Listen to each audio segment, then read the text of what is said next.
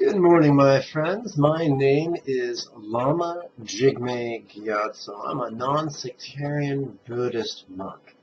I'm also a great big sci-fi geek. And I'm here today to explore the idea of burial, specifically as mentioned by Frank Herbert. As some of you may know, Frank Herbert authored the novel Dune, as well as the 4 other books in that series.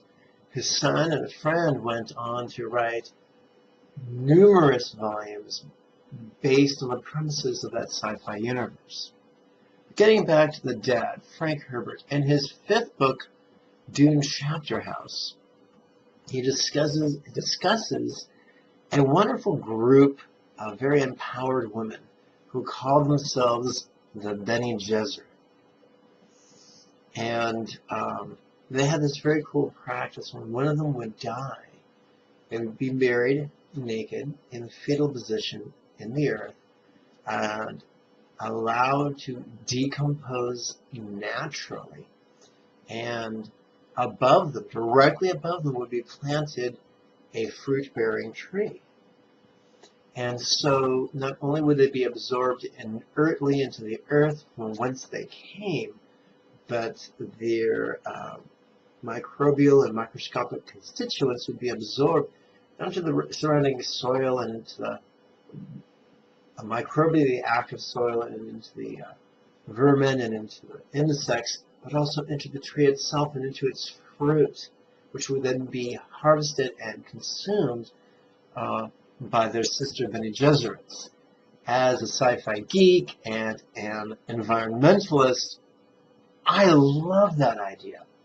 As a Buddhist, I'm familiar with the practice, or at least I was taught that many centuries ago, they would have, not everyone could afford to, in India, not everyone could afford to have a cremation.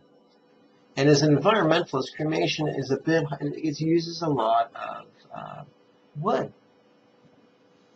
Ask a tree. They'll tell you, please don't chop us down to burn you dead. So what they would do is they would have these walled circular structures and with no roof and plenty of entrances, and they would just leave dead bodies there. And the dead bodies would rot and decompose and be eaten by birds of the air and by predators, carrion eaters, and the like.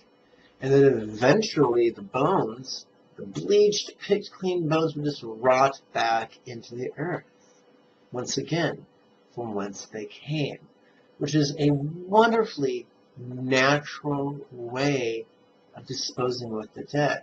My understanding is that in America, we did not begin embalming our dead till during the Civil War, when for religious purposes, people wanted to have their dead returned to them and buried in the family plot.